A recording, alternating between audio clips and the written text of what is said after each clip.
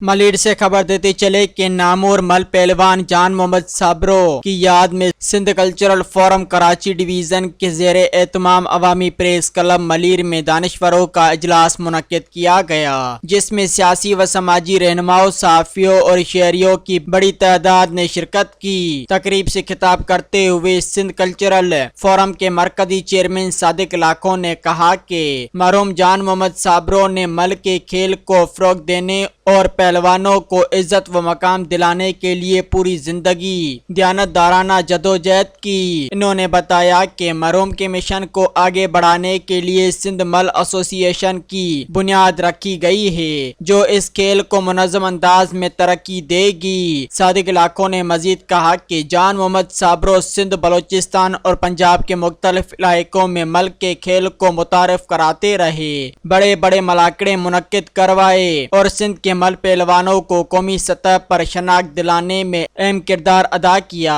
इनकी खिदमत मल के खेल की तारीख में सुनहरी हरूफ में लिखी जाएगी। तकरीब से मोहम्मद शरीफ जाखरो, सैयद गफूर शाह, जमशेद जहरानी, सज्जाद शाह, सामी मेमन और दीगर मुकर्रिरीन ने भी खिताब किया।